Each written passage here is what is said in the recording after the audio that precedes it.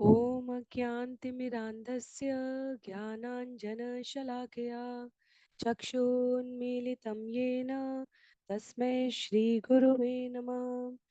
जय श्री कृष्ण चैतन्य प्रभो नित्यानंद श्री अद्वैत गदाधर श्रीवासादि गौर भक्तवृंद। हरे कृष्णा कृष्ण कृष्णा हरे हरे, हरे राम राम राम हरे हरे। हरे कृष्णा कृष्ण कृष्णा हरे हरे, हरे राम राम राम हरे हरे। हरे कृष्णा कृष्ण कृष्णा हरे हरे, हरे राम राम राम हरे हरे। हरे कृष्णा। सभी भक्तों को सादर प्रणाम। चैतन्य चरितामृत आज सत्र 9 में सभी भक्तों का स्वागत है। हम सभी यहाँ पर कृष्णदास कविराज गोस्वामी द्वारा रचित, भक्ति वेदांता स्वामी श्रील प्रभुपाद द्वारा विवेचित चैतन्य चरितामृत, जिसमें जीवंत अमृत चरित्र की कथा, जिससे प्राणी इस धराधाम पर मनुष्य जन्म लेकर अनुप्राणित हो सके, वास्तव में चेतना युक्त हो सके, उसका उल्लेख किया गया है। 3 भागों में वर्णित ये पुस्तक आदि लीला, मध्य लीला और अंत लीला, जिसके प्रथम भाग आदि लीला के अध्याय 3 में हम सभी आज भाग 2 छंद संख्या 30 से श्रवण करने का प्रयास करेंगे।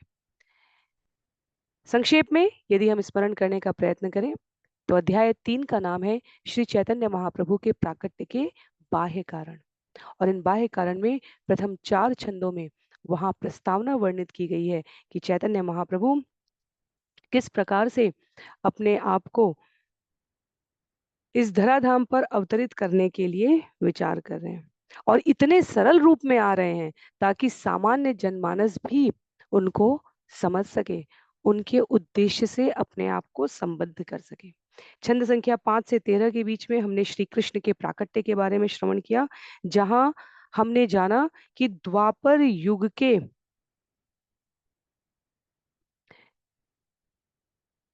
दिव्य युग के जिस चक्र के द्वापर युग में भगवान श्री कृष्ण उपस्थित होते हैं, उसके अगले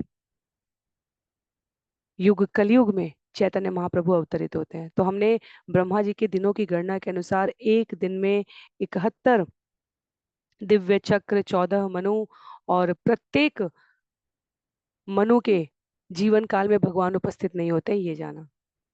तो 7वें मनवंतर के 28वें दिव्य युग के चक्र में भगवान श्री कृष्ण द्वापर में, और तदुपरांत चैतन्य महाप्रभु कलयुग में अवतरित हुए। उसके पश्चात यदि हम पुनः सूची पर जाएं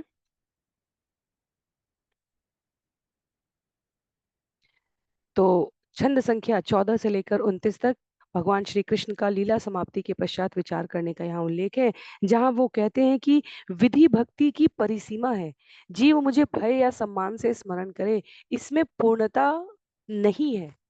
जिन 5 रसों में बात की जाती है भगवान के साथ लीला के संबंध में, शांत रस आध्यात्मिक 5 रसों में आता है, पर भक्ति के रस 4 कहे गए हैं, जहां दास्य, साख्य, वात्सल्य और माधुर्य की बात है। तो चैतन्य महाप्रभु इस प्रकार यह विचार करके कि जीव मुझे केवल मुक्ति से संबंधित ना करे, अपितु मैं नित्य जगत में अपने भक्तों के साथ जिस भाव विनिमय में संलग्न हूँ, जो जीव का वास्तविक परिचय है, उसके साथ संबंध करते हुए अपने आप को अवतरित करे, और वो स्तर प्राप्त करने की जो योग्यता है वो मैं स्वयं उदाहरण के रूप में प्रस्तुत करूंगा। तो इस प्रकार से हमने प्रथम 29 छंदों को यहाँ श्रवण किया है। आज हम सभी आरंभ करने जा रहे हैं छंद संख्या 30 से। तो भगवान चैतन्य महाप्रभु के गुण और उनके प्रकट होने की भविष्यवाणी है। तो प्रथम 5 छंदों में 30, 31, 32, 33, 34 में भगवान जब अवतरित हुए हैं तो किन विभिन्न नामों में है, उनका क्या महत्व है, ये हम जानेंगे।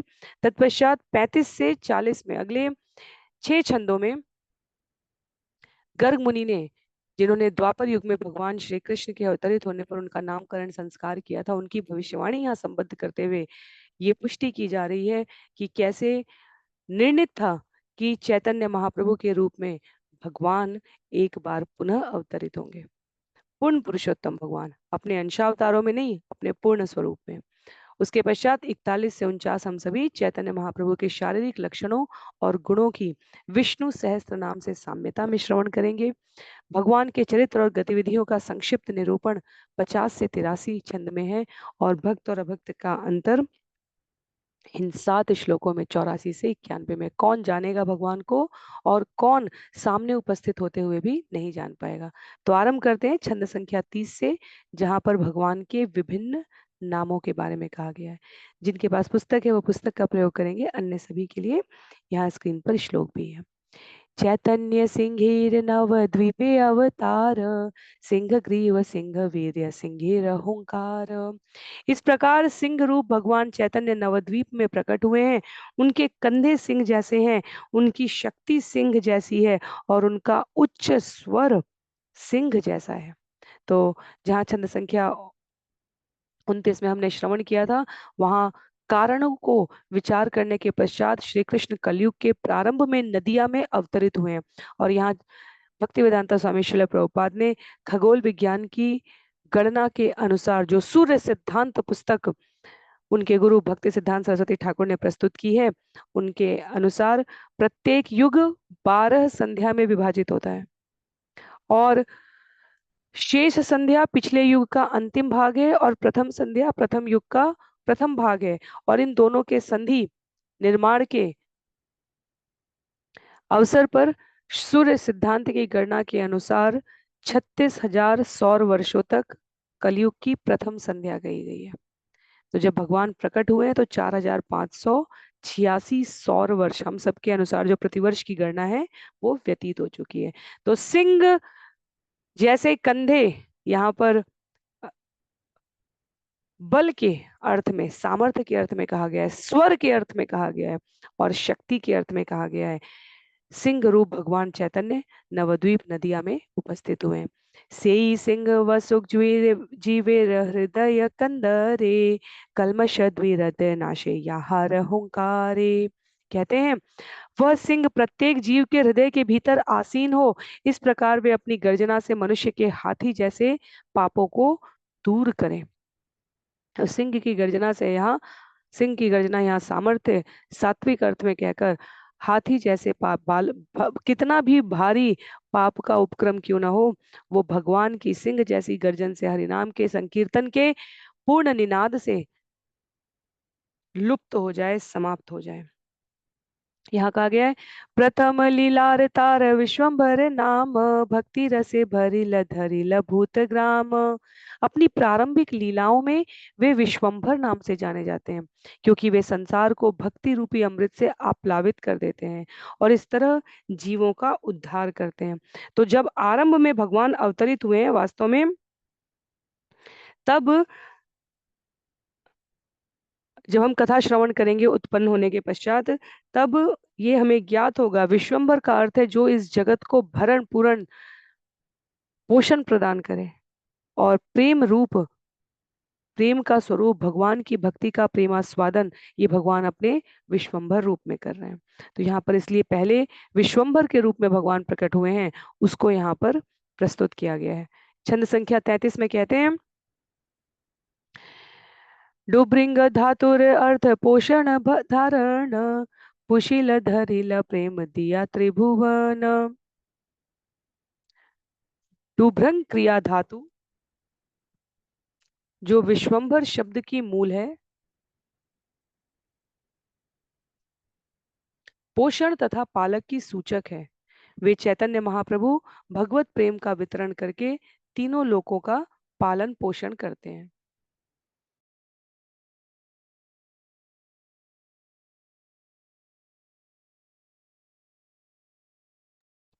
तो जब भी भगवान के भगवान जगन्नाथ मिश्र और शची माता के प्रथम पुत्र नहीं है, उससे पूर्व की संतानों का उल्लेख आएगा जब हम क्रमबद्ध तरीके से अध्ययन करेंगे। हमें स्मरण रखना है विश्वम्भर शब्द पोषण के संदर्भ में कहा गया, जो सबको भर दे।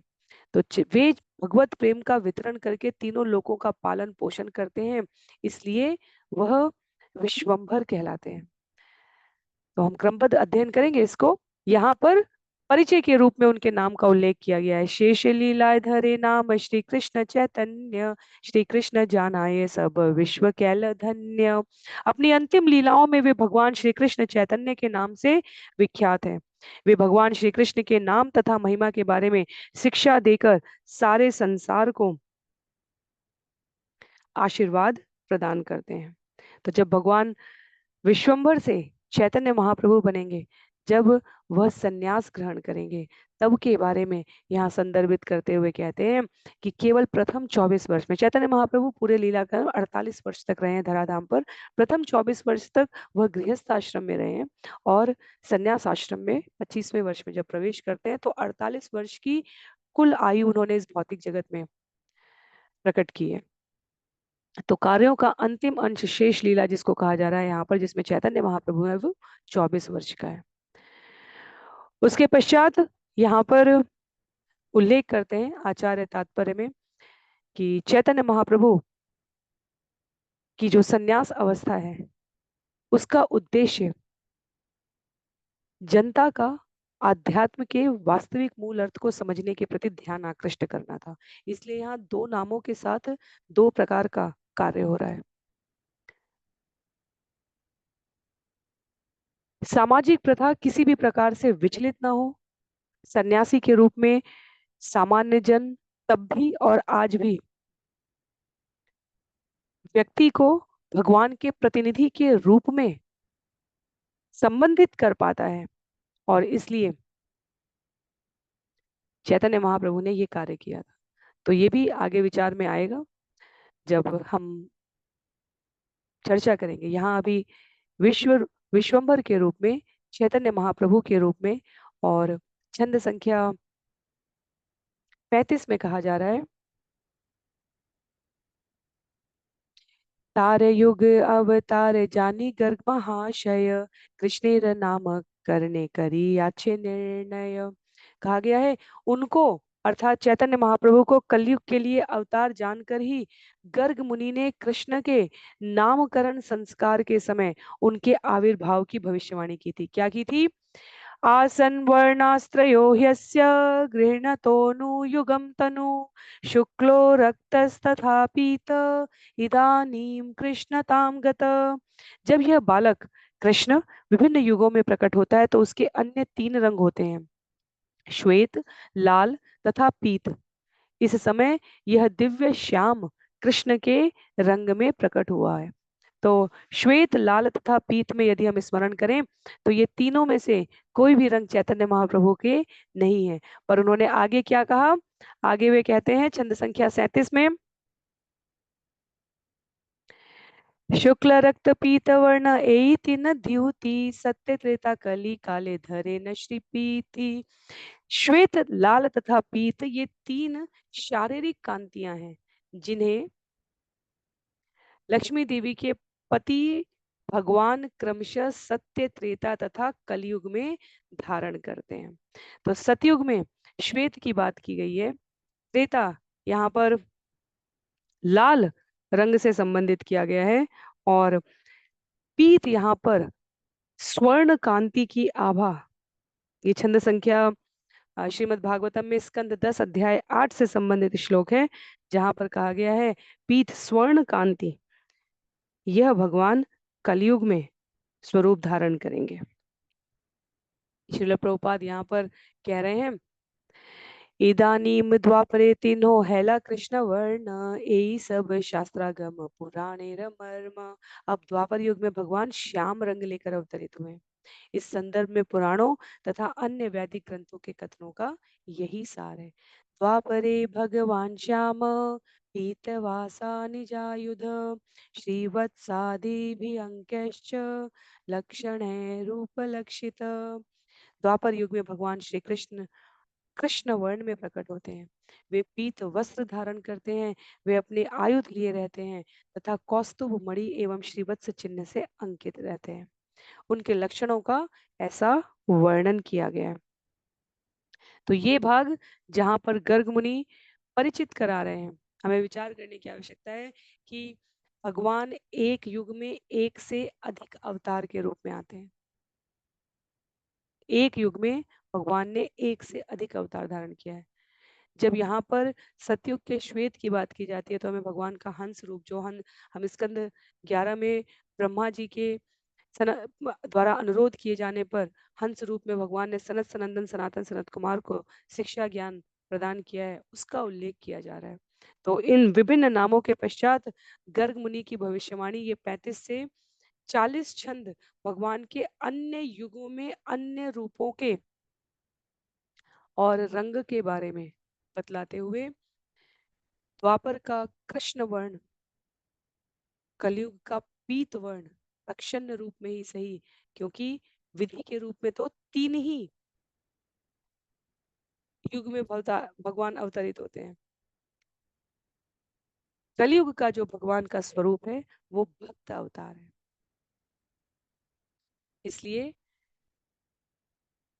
यदि प्रत्यक्ष रूप से हमें ये ज्ञात नहीं है, क्योंकि भगवान इस अवतार में अपने मूल स्वभाव को श्रीमती राधा रानी के भाव में लाकर भगवान किसी और को स्वरूप को जगन्नाथ बलदेव सुभद्रा महारानी के समक्ष खड़े होकर उनका प्रतिनिधित्व करेंगे। जैसे गोवर्धन लीला में गोवर्धन स्वयं भगवान से अभिन्न है। तो प्रश्न आता है कि कैसे भगवान एक ही समय पर एक से अधिक रूपों में उपस्थित हो सकते हैं। इसीलिए कहा जाता है कि भगवान अचिंत्य है, अद्वितीय है, सभी प्रकार के भौतिक अनुभव के गुणों से परे है। तो उनके लिए ये कोई असंभव बात नहीं है। जय कृष्ण से चैतन्य से जगन्नाथ। आगे कहते हैं कली युगे युग धर्म नामेर प्रचार तथि लागी पीत वर्ण चैतन्य अवतार। कलयुग की धार्मिक विधि यह है कि भगवान के पवित्र नाम की महिमाओं का प्रचार किया जाए। केवल इसी उद्देश्य से भगवान पीत रंग लेकर श्री चैतन्य रूप में अवतरित हुए हैं।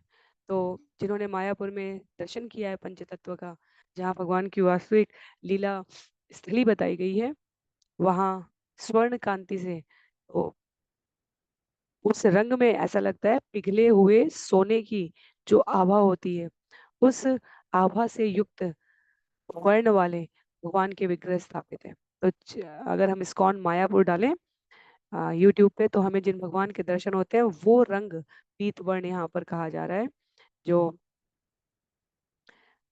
स्वर्णी पिघले हुए स्वर्ण की आभा से युक्त है। और भक्ति योग का आरंभ करने के लिए, जीवों को पुनः स्मरण कराने के लिए भगवान अवतरित होंगे। इसके बारे में हमने पिछले अध्याय में अनेक संहिताओं से, उपनिषद से, पुराणों से व्याख्यान पढ़ा था। यहाँ उसकी पुनरावृत्ति तो नहीं, अपितु एक स्मृति लाने के लिए यहाँ पर श्रील प्रभुपाद ने तात्पर्य में कहा है कि नारायण नारायण संहिता का यह श्लोक प्रमाण है कि चैतन्य महाप्रभु ही पूर्ण पुरुषोत्तम भगवान है। द्वापरीये जने विष्णु पंचरात्रे तु केवले कलौ तो नाम मात्रेण पूज्यते भगवान हरि। द्वापर युग में लोगों को भगवान विष्णु की पूजा नारद पंचरात्र तथा अन्य ऐसे प्रामाणिक पुस्तकों के विधान के द्वारा की जानी चाहिए, किंतु कलयुग में लोगों को चाहिए कि वे केवल पूर्ण पुरुषोत्तम भगवान के पवित्र नामों का कीर्तन करें। हरे कृष्ण मंत्र का उल्लेख कई उपनिषदों में विशेष रूप से किया गया है। उदाहरण के लिए यहाँ कली संतरण उपनिषद को वर्णित करते हुए कहा गया, हरे कृष्ण कृष्ण कृष्ण हरे हरे, हरे राम राम राम हरे हरे, इति षोडशकं नाम्नां कलिकल्मषनाशनं नातः परतरोपाय सर्वेदेषु दृश्यते। समस्त वैदिक साहित्य में खोजने के बाद इस युग के लिए हरे कृष्ण के कीर्तन से अधिक उत्कृष्ट अन्य कोई धर्म विधि नहीं मिलेगी। तो छंद संख्या 41 से जो क्रम आरंभ होगा, अब इस उल्लेख में वो चैतन्य महाप्रभु के शारीरिक लक्षणों और गुणों की विष्णु सहस्त्र नाम से साम्यता, इसको बतलाते हुए कहते हैं आचार्य, तप्त हेम सम कांति प्रकांड शरीर नव मेघ जिनी कंठ ध्वनि ये गंभीर। उनके विस्तृत शरीर की कांति पिघले सोने के समान है। उनकी गंभीर वाणी नए उमड़े बादलों की गर्जना को परास्त करने वाली। चैतन्य महाप्रभु आ, आगे कथा रूप में जब हम श्रवण करेंगे तो उल्लेख आएगा, 6 फीट से लंबी कद काठी के थे। और जब वो कीर्तन का निनाद करते थे तो ऐसा लगता था कि बादल मेघों की गर्जना हो रही है। जब वह नदियां की गलियों और सड़कों पर अपने पार्षदों के साथ, जो दिखने में मनुष्य रूप के थे पर हमें आगे कारणों में पता चलेगा कि स्वयं अवतरित होने से पहले भगवान ने अपने पार्षदों को विभिन्न रूपों में भेजा है, तो मृदंग, करताल और अन्य वाद्य यंत्रों के निनाद में जब चैतन्य महाप्रभु का कीर्तन का स्वर गूंजता था तो ऐसा लगता था जैसे समुद्र की हिलोरें वायुमंडल में व्याप्त हो गई हैं।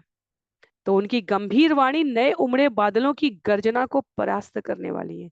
तो यहाँ पर गुण और कांति का उल्लेख करते हुए आगे कहते हैं, दैर्घ्य विस्तार यही आपनार हाथ, चारि हस्त है महापुरुष विख्यात।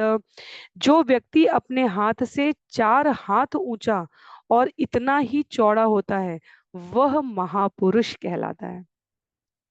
तो ये शारीरिक लक्षणों के संदर्भ में हाथ की लंबाई चौड़ाई, शरीर की लंबाई चौड़ाई का अनुपात का यहाँ ये क्रम दिया गया है। आगे कहते हैं, न्यग्रोध परिमंडल हय तार नाम, न्यग्रोध परिमंडल तनु चैतन्य गुण धाम। ऐसा व्यक्ति नय ग्रोध परिमंडल कहलाता है। समस्त सद्गुणों के मूर्तिमंत स्वरूप श्री चैतन्य महाप्रभु का शरीर न्यग्रोध परिमंडल है। हाथ से, हाथ की लंबाई से 4 हाथ ऊंचा और इतना ही चौड़ा। तो वास्तव में आ, ये इसी 500 साढ़े 500 वर्षों की बात है। पर जैसा कि हमने श्रीमद् भागवतम की अंतिम स्कंध में कलयुग के लक्षणों में जहां हमने श्रवण किया था वहां हमें ज्ञात है, कहा गया था कि समय के साथ जीवों की आयु, जीवों की ऊंचाई और जीवों की बुद्धि तीनों अल्प होती जाएगी। धीरे धीरे छोटी कदकाठी के जीव होते जाएंगे। जैसे महाराणा प्रताप के लिए भी, वो भी क्रमशः क्रमशः महापुरुष की श्रेणियों में जो कदकाठी उल्लेखित की जाती है वो कहीं ना कहीं संदर्भित है। तो ये कोई बहुत आश्चर्य की बात नहीं है यदि चैतन्य महाप्रभु के लिए यहाँ न्यग्रोध परिमंडल अर्थात वो लक्षण जो निश्चित रूप से सामान्य जनमानस के सूचक नहीं है। और कहाँ है शारीरिक लक्षण? हमने अपने आसपास भी ये सब श्रवण कर रखे हैं कतिपय प्रच्छन्न रूप में, पर यहाँ क्रमबद्ध है। क्या क्या कहा जा रहा है? आजानुलंबित भुज कमल लोचन, तिलफुल चिनी नासा सुधांशु वदन। उनकी भुजाएं इतनी लंबी हैं कि वे उनके घुटनों तक पहुंचती हैं। उनकी आंखें कमल के फूलों के सदृश हैं, उनकी नासिका तिल के फूल और उनका मुखमंडल चंद्रमा के समान सुंदर है। तो अभी भी कहा जाता है कि जिन बच्चों के, जिन मनुष्यों के हाथ खड़े होने पर उनके घुटने तक जाते हैं, तो आवश्यक नहीं है कि ये लक्षण अनुपस्थित हो तो कोई अपने जीवन में भक्ति में गति नहीं कर सकता, प्रगति नहीं कर सकता। पर प्रारब्ध के अनुसार, भगवान को यहाँ किसी प्रारब्ध की आवश्यकता नहीं है, पर कहा जाता है जो प्रारब्ध की गणना के अनुसार हानि लाभ, जीवन मरण, यश अपयश, उस आधार पर जिस शारीरिक लक्षणों की बात की जा रही है वो चैतन्य महाप्रभु के संदर्भ में बिल्कुल सटीक बैठती थी। तो उनकी भुजाएं इतनी लंबी थी कि वो घुटनों तक पहुंचती थी। जैसे रामचरितमानस में जब तुलसीदास जी भगवान के प्राकट्य का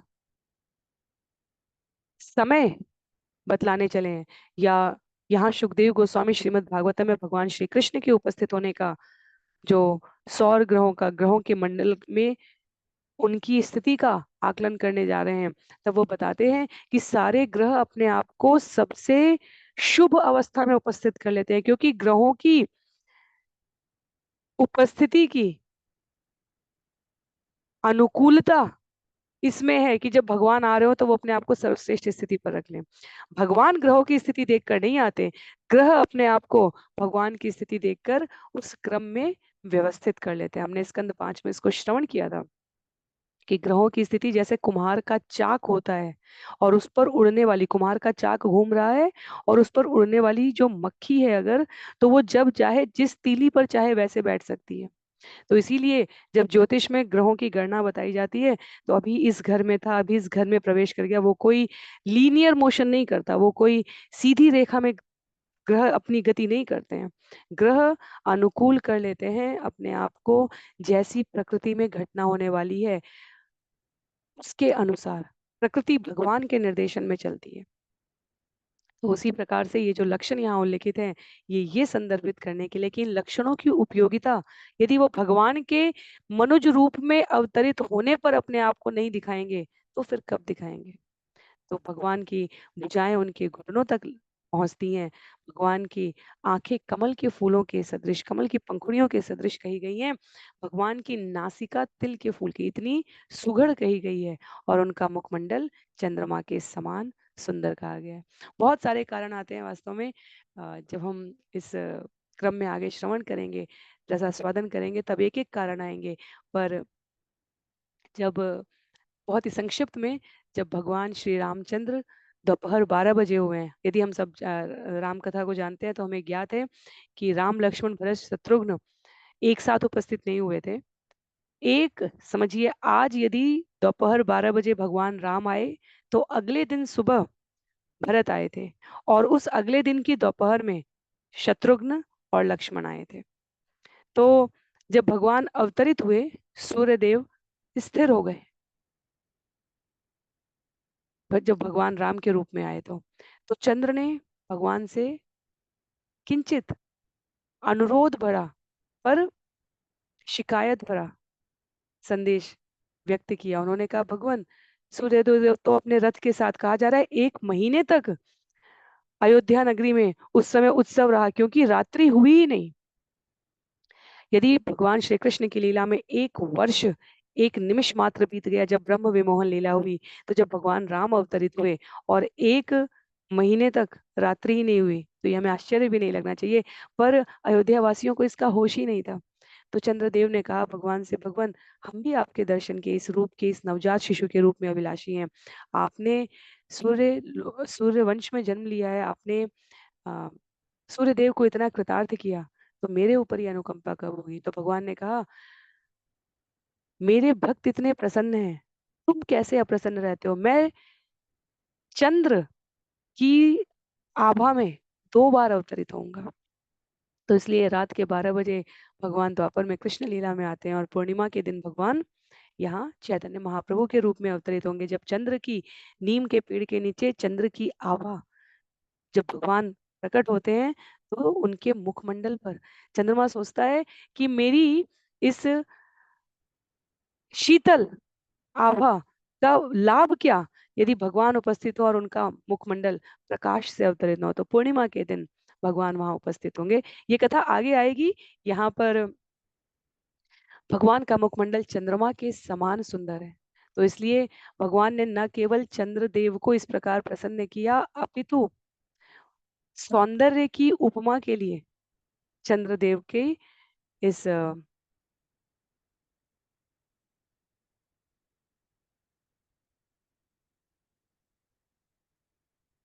क्षमा कीजिए।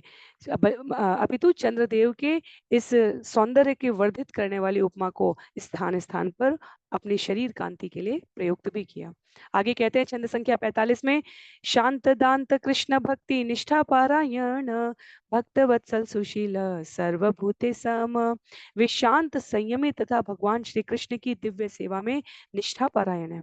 वे अपने भक्तों के प्रति स्नेहिल हैं, सुशील हैं और सारे जीवों पर समभाव रखने वाले हैं। तो भगवान के यहाँ पर अत्यंत संक्षेप में शारीरिक गुणों और चरित्र का संक्षिप्त वर्णन किया जा रहा है जो हम सभी छंद संख्या 41 से लेकर 49 तक श्रवण कर रहे हैं। तो जहाँ शरीर की लंबाई और चौड़ाई की बात की गई, जहाँ शरीर के आँखों के, नाक, नासिका के, मुखमंडल के सौंदर्य का वर्णन किया गया, वहाँ अब छंद संख्या 41 से लेकर 49 तक भगवान के गुणों की विष्णु सहस्त्र नाम से क्या साम्यता है, वो कृष्णदास कविराज गोस्वामी द्वारा बतलाई जा रही है। क्या कहा जा रहा है? भगवान शांत हैं, भगवान संयमित हैं, भगवान से बड़ा संयमी कौन हो सकता है? भगवान अपने भक्तों के प्रति स्नेहिल हैं और सारे जीवों पर समभाव रखने वाले हैं। चंदनेर अंगद बाला चंदन भूषण नृत्य काले परी करें कृष्ण संकीर्तन। वे चंदन के बने कंगनों और बाजूबंदों से विभूषित हैं और वे चंदन के लेप से मंडित हैं। वे श्री कृष्ण संकीर्तन में नृत्य करने के उद्देश्य से ही ये आभूषण धारण करते हैं। जब हम चैतन्य महाप्रभु की लीला में श्रवण करेंगे इसी क्रम में आगे मध्य लीला तक जाते-जाते, तो हमें ज्ञात होगा कि भगवान जब कीर्तन आरंभ करते थे तो वो 5, 10, 15, 20 मिनट तक नहीं चलते थे। घंटे-घंटे चलते थे। और जब हमने इस्कॉन के मंदिरों में, अंतर्राष्ट्रीय कृष्ण भावनामृत संघ के केंद्रों में जहाँ भी कीर्तन का आयोजन देखा है, कीर्तन का आयोजन कभी भी मिनटों में नहीं होता। कीर्तन घंटों-घंटों तक चल जाते हैं और जीव को आभास नहीं होता कि शरीर किंचित भी थकान से युक्त हुआ है। और जब चैतन्य महाप्रभु निनाद भरे स्वर में कीर्तन करते थे, तो इतनी ऊँचाई तक नृत्य, गायन और वादन के लिए सभी आसपास के शिष्य और भक्त कूदते थे। तो यहाँ पर चंदन के बने कंगन और बाजूबंद, चंदन के लेप से मंडित उनका शरीर क्या कहा जा रहा है? श्री कृष्ण संकीर्तन में नृत्य करने के उद्देश्य से शरीर स्वाभाविक रूप से शीतलता में बना रहे। तो भगवान के इस भक्त रूप में किसी भी प्रकार के श्रृंगार का, किसी भी प्रकार के व्यवहार का एकमात्र उद्देश्य जीवों को नाम जप के लिए अधिकाधिक कीर्तन करने के लिए, स्मरण करने के लिए अधिकाधिक आमंत्रित करना है। चंदन के बने कंगन और चंदन के लेप से मंडित शरीर स्वयं को सौंदर्य से युक्त दिखाने के लिए नहीं, कृष्ण संकीर्तन में नृत्य करने के उद्देश्य से। आगे है, ए सब गुण लैया मुनि वैशम पायन सहस्त्र नामे कैल तार नाम गणन। कहते हैं श्री चैतन्य के इन सारे गुणों को लिपिबद्ध करते हुए मुनि वैशंपायन ने विष्णु सहस्त्र नाम में उनका नाम सम्मिलित कर लिया है। दुई लीला चैतन्य आदि आर शेष दुई लीला चारी चारी नाम विशेष। श्री चैतन्य की लीला के दो विभाग हैं, आदि लीला तथा शेष लीला। इन दोनों लीलाओं में उनके चार चार नाम हैं।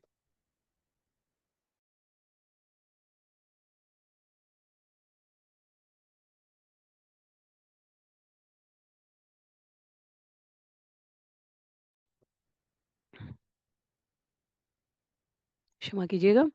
तो आदि लीला जहाँ प्रथम 24 वर्षों का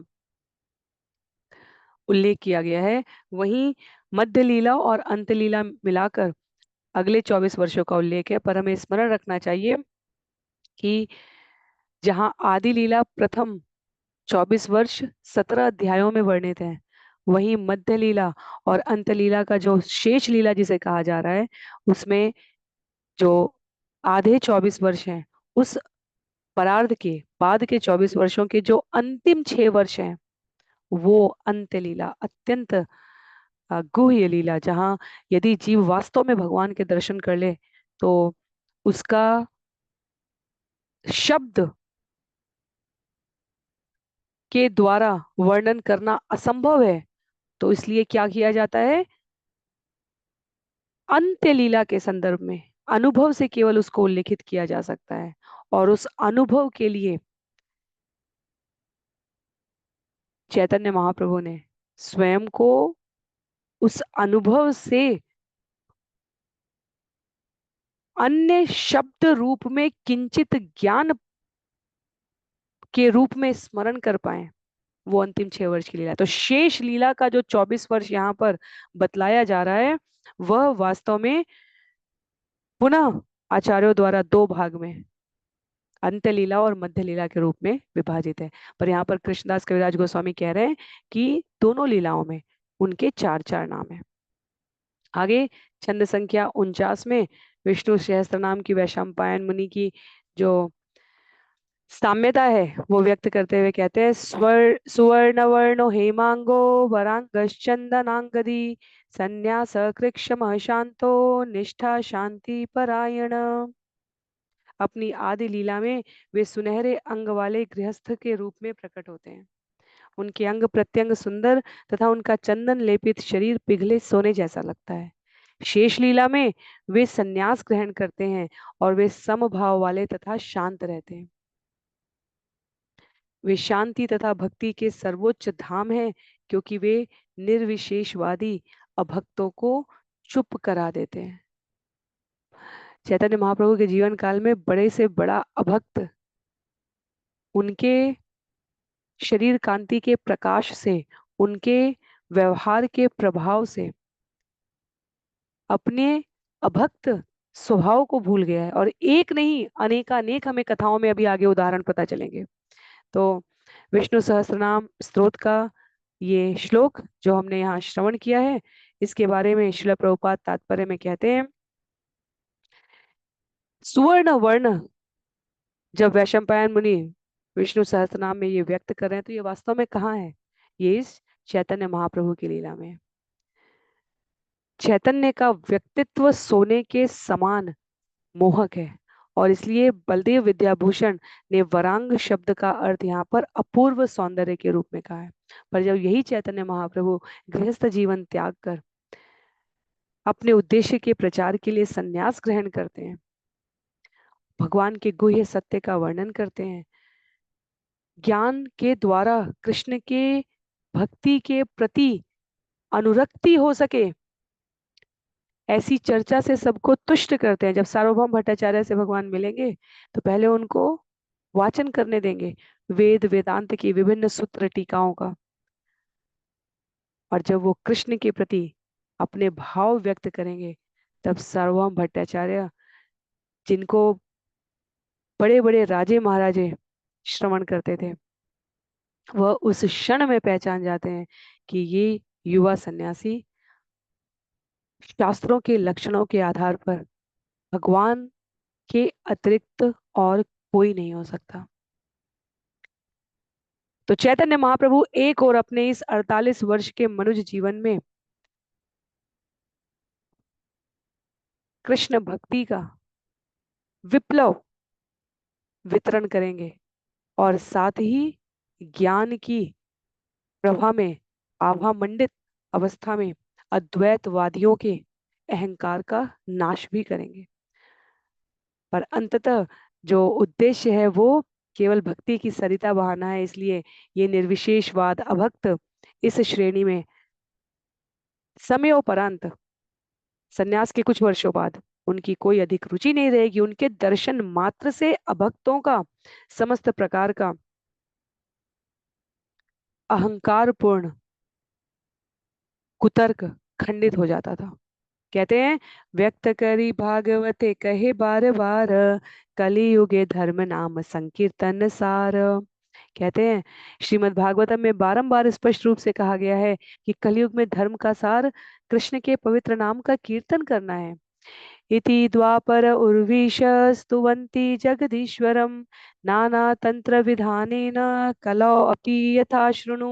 हे राजन, इस प्रकार द्वापर युग में लोगों ने ब्रह्मांड के स्वामी की पूजा की, वे कलयुग में भी पूर्ण पुरुषोत्तम भगवान की पूजा शास्त्रोक्त विधियों से करते हैं। कृपया इसके बारे में भी मुझसे सुने। तो जब राजा निमि की चर्चा बताई गई है नव योगेंद्रों से, वहां करभाजन ऋषि ये श्लोक उद्धृत करते हैं। तो हम जहां श्रवण कर रहे हैं वहां आप छंद संख्या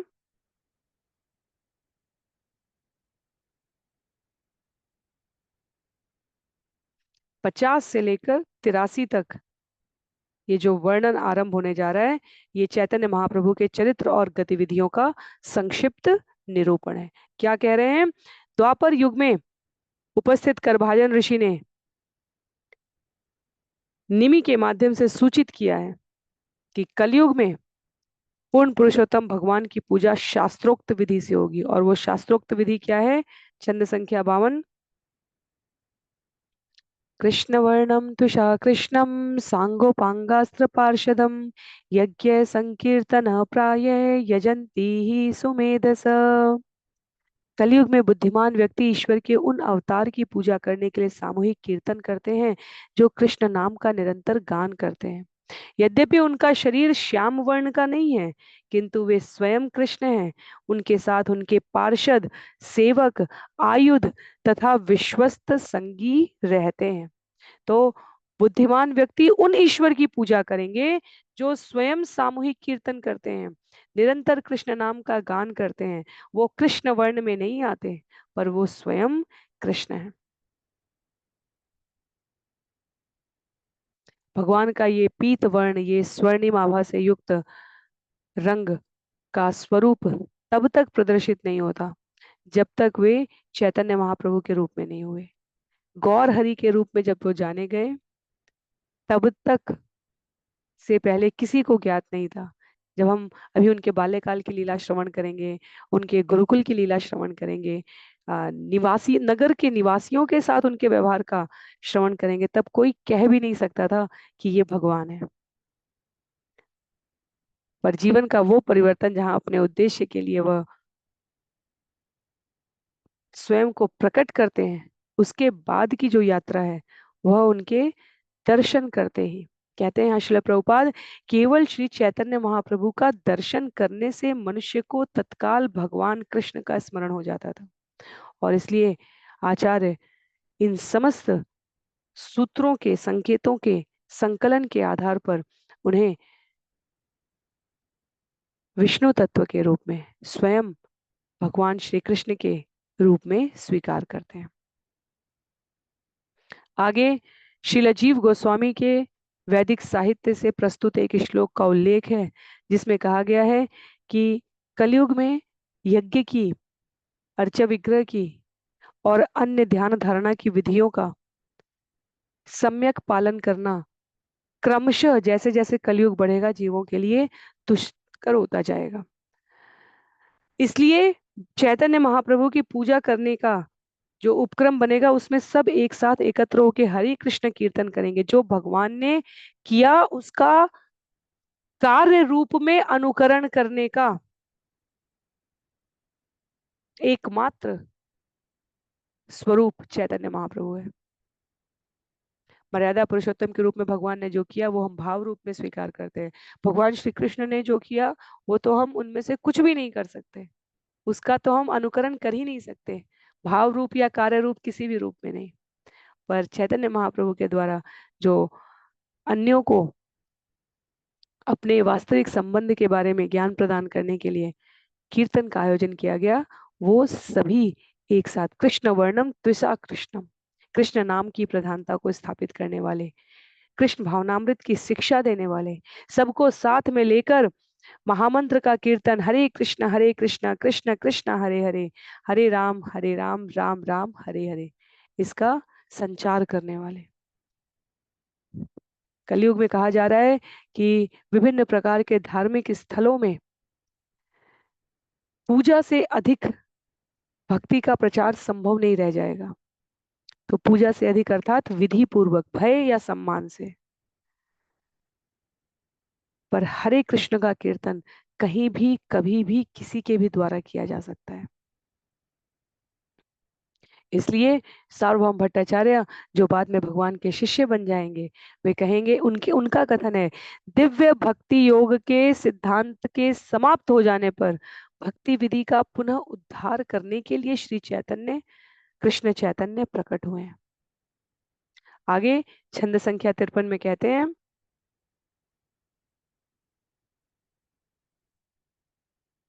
मैं स्क्रीन शेयर करने का प्रयास करती हूँ।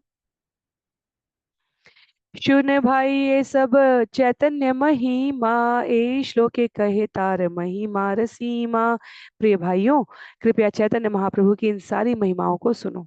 यह श्लोक स्पष्टतया उनके कार्यकलापों तथा लक्षणों का सार प्रस्तुत करता है। तो भाइयों का अर्थ यहाँ पर सामाजिक विधि में ये नहीं कहा गया है कि बहनों और माताओं को इसका श्रवण नहीं करना है, ये संबोधन करने का एक उपक्रम है।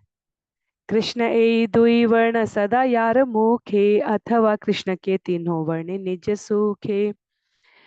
कृष्ण तथा ण, ये दो अक्षर सदैव उनके मुख में रहते हैं, अथवा वे अत्यंत हर्ष के साथ कृष्ण का निरंतर वर्णन करते हैं। तो ये भगवान के लक्षण के संदर्भ में कहा जा रहा है। कृष्ण वर्ण शब्देर अर्थ दुईत प्रमाण, कृष्ण बिनु तार मुखे नाही ऐसे यान। कृष्ण वर्ण शब्द के यही दो अर्थ हैं। वस्तुतः कृष्ण के अतिरिक्त अन्य कुछ भी उनके मुख से नहीं निकलता। तो ऐसा जीवन था चैतन्य महाप्रभु का। एक समय के पश्चात कृष्ण के अतिरिक्त उनके मुख से और कुछ नहीं निकलता था। केह तारे बले यदि कृष्ण वरण, आर विशेषणे तार करे निवारण। यदि कोई उन्हें श्याम रंग वाला कहने का प्रयास करता तो अगला विशेषण त्विषा कृष्णम तुरंत ही उसका निवारण कर देता।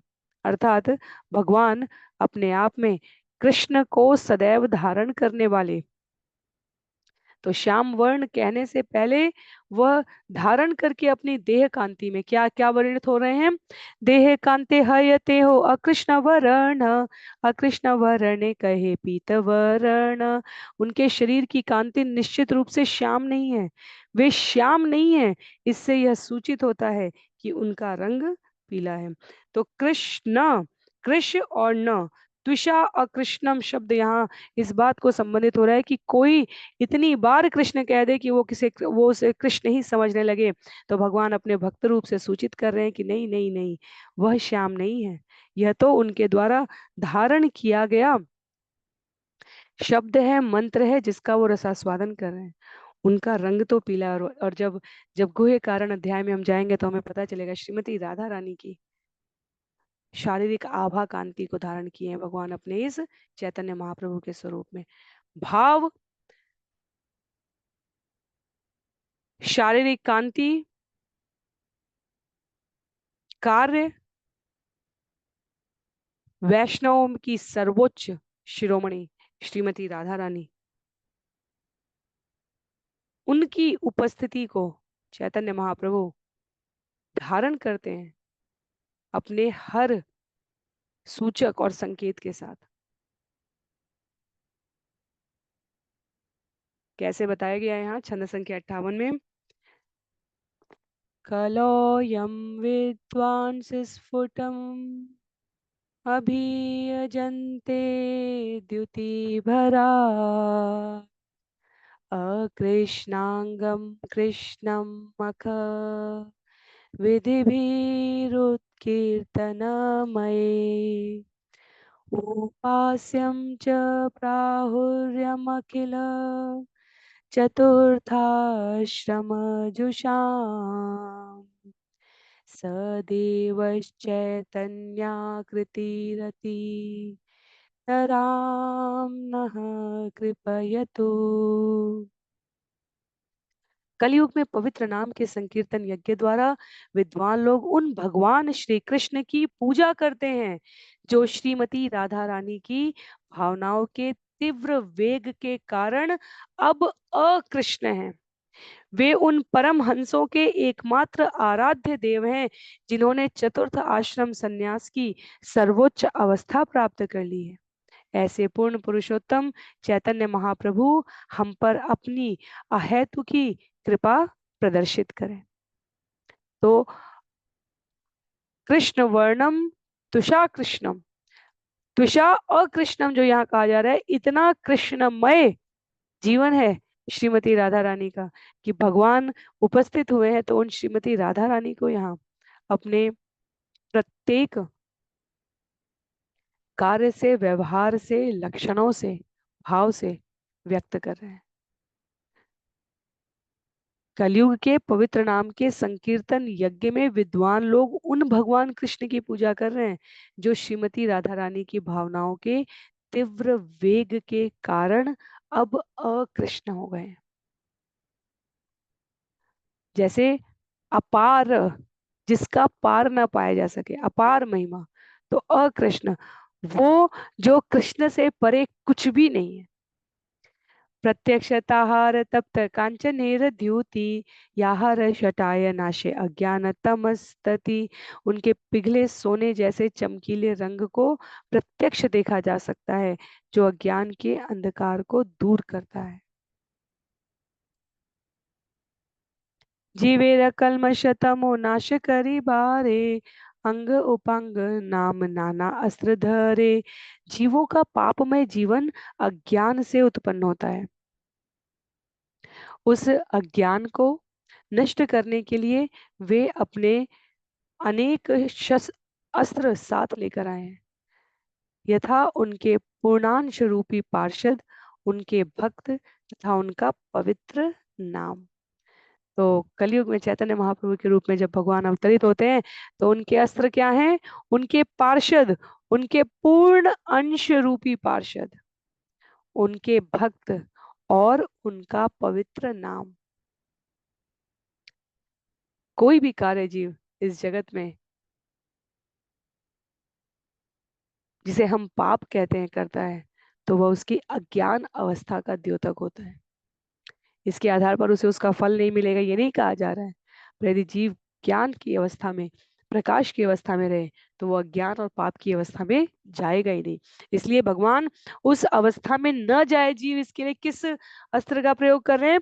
पूर्णांश रूपी पार्षद, अपना नाम और अपने भक्त।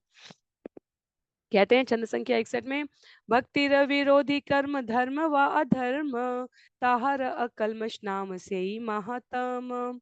सबसे बड़े अज्ञान रूप वे धार्मिक या अधार्मिक कार्यकलाप हैं जो भक्ति के विरोधी होते हैं। वे कल्मश अर्थात पाप कहलाते हैं।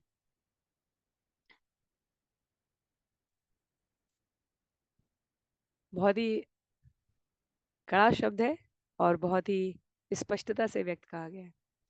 हमने कभी भी धार्मिक कार्य के साथ पाप शब्द को नहीं सुना है। क्या कह रहे हैं यहाँ पर?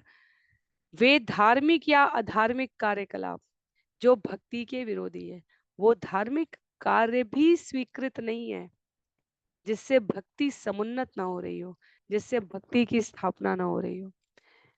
सामान्यतया धार्मिक वो है जो पाप और पुण्य के अंतर के साथ व्यवहार करे, पर जब हम धर्म की अवस्था में उन्नत स्तर पर पहुंचते हैं, योग सीढ़ी के उन्नत स्तर पर, भगवत गीता में हमने इसे श्रवण किया है, तब वे धार्मिक कार्य भी जो भक्ति को पोषित नहीं कर रहे हैं वो पाप कह दिए गए, क्योंकि वो अज्ञान की अवस्था में किए जा रहे हैं। क्योंकि भक्ति पाप और पुण्य से परे है। पुण्य का धार्मिक रूप से किए गए कार्य हमें पूर्ण पुण्य प्रदान करें, पर भक्ति ना प्रदान करें तो उसका कोई विशेष महत्व नहीं है, क्योंकि वो पुण्य हमें इसी जगत के किसी न किसी उच्च लोक में गति करा सकते हैं, पर जब वो पुण्य समाप्त होते हैं तब जीव पुनः अपने कर्म के आधार की योनि प्राप्त करता है। तो इसलिए पुण्य की तुलना हम लोग सदैव कैसे करते हैं? जो व्हील होती है मेले में, सर्कस में हमें मेले में दिखती है, जो जिसमें बैठा कोई और वो घूम के उसी स्थान पर उतार के ले जाए, यात्रा कैसी भी टेढ़ी मेढ़ी कहीं भी करके उसी स्थान पर, पॉइंट ए से शुरू हुआ तो पॉइंट ए पर ही उतर के आ जाए। पुण्य वाले धार्मिक कार्य उस क्रम में बताए जाते हैं। ए से जब तक बी पर नहीं पहुंचे, एक स्थान से दूसरे स्थान पर गति नहीं हुई, उसको तब तक भक्ति नहीं कहा जा रहा है। यहाँ पर सरल शब्दों में समझने के लिए है ये। तो यदि धार्मिक या अधार्मिक कार्यकलाप भक्ति को सहयोग नहीं कर रहे हैं, वृतासुर असुर कुल में उत्पन्न हुआ, पर इंद्र जैसे देवता जो सामने खड़े हैं युद्ध करने के लिए, उनके समक्ष भगवान में आपका वृतासुर कहते हैं इंद्र को। अद्भुत विषय है ये वास्तव में। ये धार्मिक धार्मिक कार्य भक्ति का विरोध कैसे करते हैं ये बताने के लिए वृतासुर कहते हैं, तुम्हारी सुरक्षा के लिए दधीची के हड्डियों से बना अस्त्र तुम्हारे पास है, मेरी मृत्यु निश्चित है, और इन सब पूर्व अनुमानों के बाद भी मैं यहाँ खड़ा होकर भगवान की प्रसन्नता के लिए अपना कार्य कर रहा हूँ। मुझे पता है कि मुझे परास्त होना है, मेरा वध होना है, पर क्योंकि ये भगवत इच्छा है तो मुझे इसमें किंचित मात्र भी असंतोष नहीं है। और आप जिनके लिए स्वयं अन्य देवी देवता ब्रह्मा शिव विष्णु सहयोग करते हुए खड़े हैं, उनको भी इसमें पूर्ण विश्वास नहीं है। आप बीच बीच में मेरे पराक्रम को देखकर सशंकित हो जाते हैं। तो धर्म और अधर्म, वो धर्म भी भक्ति योग में अस्वीकृत है, जिससे भगवान के चरणों में, उनके कार्य में, उनके स्वभाव में निष्ठा और आस्था दृढ़ न रह सके, वो धार्मिक कार्य भी अस्वीकृत कर दिए जाते हैं। तो इसमें किसी धर्म विरोधी बातों को नहीं कहा जा रहा है, इसमें भक्ति की सर्वोच्चता किसमें है ये समझने के लिए बताया जा रहा है। और वो अधर्म भी स्वीकृत है। वृतासुर मारा जाएगा, इसके लिए दधीची की हड्डियां मांगना, ये धर्म है या अधर्म है, ये हम भगवान के ऊपर छोड़ सकते हैं। क्यों? क्योंकि जो भगवान, शास्त्र कहता है जो भगवान करते हैं वह धर्म है। पर जिसे हम पाप और पुण्य की श्रेणी में विभाजित करके धार्मिक और अधार्मिक कहते हैं, वो पूर्णतः धार्मिक और अधार्मिक नहीं हो सकता जब तक कि वो भक्ति के पोषण में है, तो वो धर्म है।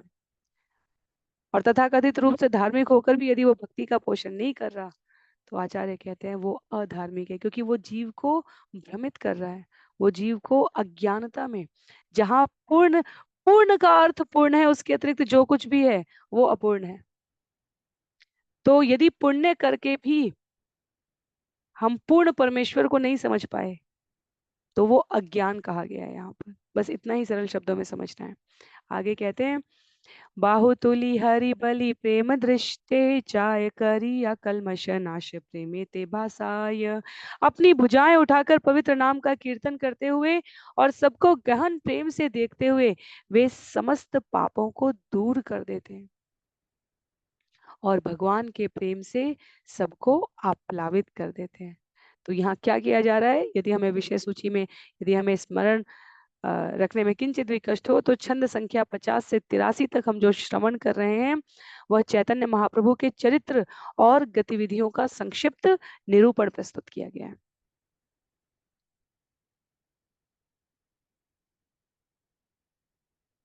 आगे छंद संख्या 63 में कहते हैं, बहुत सुंदर श्लोक है।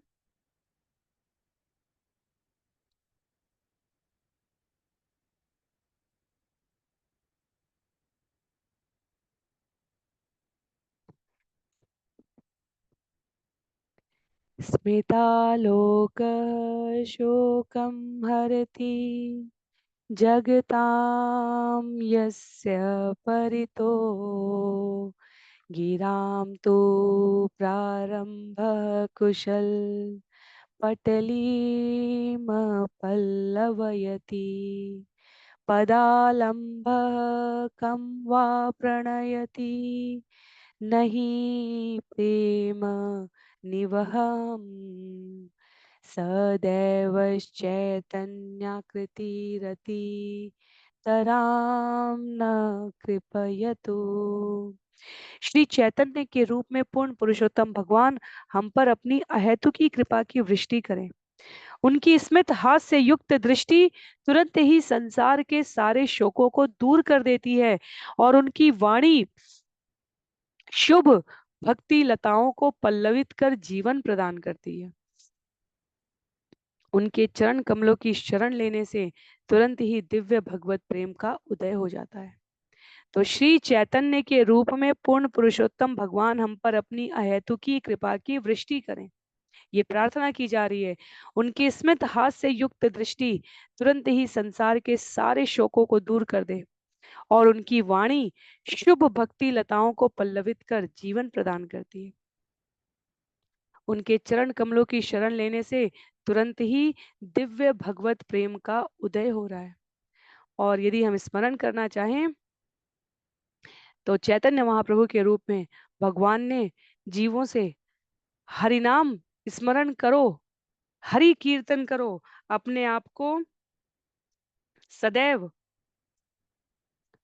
भगवत नाम में संलग्न करो, उनकी स्मृति में रहो, इसके अतिरिक्त और कुछ भी निर्देशित नहीं किया। जिस ज्ञान के शास्त्रार्थ के प्रस्तुतिकरण से बड़े बड़े दिग्गज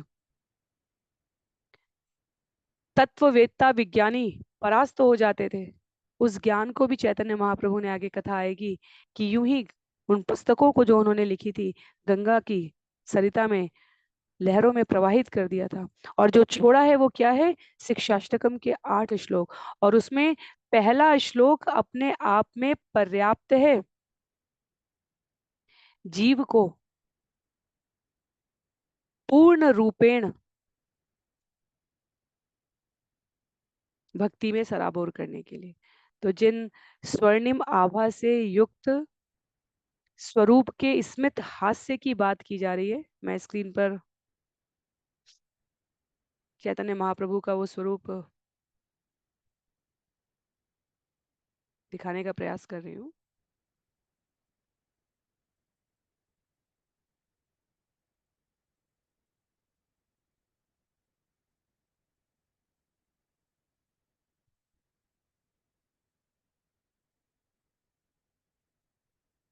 ये वो सुंदर स्वरूप है जिस पंच तत्व की हम लोग बात कर रहे हैं यहाँ पर। यदि पंच तत्व का जिन्होंने दर्शन किया है, जिन्होंने सामने से देखा है, वो जानते हैं कि जिस स्मित हास्य की बात यहाँ पर छंद में की जा रही है, ये कोई कोरी कल्पना नहीं है। पंच तत्व के विग्रह के समक्ष जो मायापुर में स्थापित है, यदि उसके समक्ष जाकर भी किसी को हरिनाम के प्रति रुचि ना आए, भगवान की लीला चैतन्य महाप्रभु के रूप में श्रवण करने के पश्चात यदि पंच तत्व का स्वरूप देखकर किसी को हरि नाम के प्रति रुचि ना आए, वो वास्तव में उसे भक्तों का और अधिक व्यग्रता से सानिध्य प्राप्त करने की आवश्यकता है। उनकी स्मित हास्य से युक्त ये दृष्टि संसार के सभी शोकों को दूर करने वाली है। कई बार सामान्य जनजीवन में भी कोई कितने भी दुखी उदास मन से जा रहा हो, और कोई निर्बोध अत्यधिक सरल शब्द या मुस्कान या कोई ऐसा भाव जो उसके भीतर सकारात्मकता अनुप्राणित कर दे, उसके कई हजार गुना मायापुर के पंच तत्व का विग्रह है। तो जो चैतन्य महाप्रभु, नित्यानंद प्रभु, गदाधर, पंडित अद्वैत आचार्य और श्रीवास ठाकुर का पंच तत्व का विग्रह है, वह जीवन के समस्त प्रकार के अनर्थों का नाश कर दे, इसमें कोई संशय नहीं है। ये श्लोक हमारे जीवन में भगवत भक्ति के प्रति और अधिक भाव प्रज्वलित करें, जहां हम प्रार्थना कर रहे हैं भगवान की अहेतुकी की कृपा वृष्टि का, उनकी सुंदर दृष्टि का, उनकी भक्ति लता को पल्लवित करती हुई वाणी का, और उनके चरण कमल का। ये 4 चीजें हम स्मरण कर रहे हैं: कृपा वृष्टि, सुंदर दृष्टि, सुमधुर वाणी, और वह चरण कमल जो शरणागति के रूप में स्वीकार किए जाने पर जीव के भीतर तुरंत भगवत प्रेम का उदय कर देते हैं। तो यहाँ चारित्रिक गुणों का, उनकी लीलाओं का संक्षिप्त निरूपण है। आज के सत्र के लिए हम छंद संख्या 63 पर इसे विराम देते हैं। छंद संख्या 64 से अगले सत्र में हम सभी इसे श्रवण करने का प्रयास करेंगे। किसी भी प्रकार की दुविधा के लिए, असुविधा के लिए, कोई टिप्पणी के लिए आप जहां भी जुड़े वहां अपने विचार प्रेषित कर सकते हैं। श्रील प्रभुपाद की जय, श्रील गुरुदेव की जय, अनंत कोटि वैष्णव वृंद की जय, चैतन्य चरितामृत की जय, कृष्णदास कविराज गोस्वामी की जय, सभी भक्त वृंद की जय। हरे कृष्णा।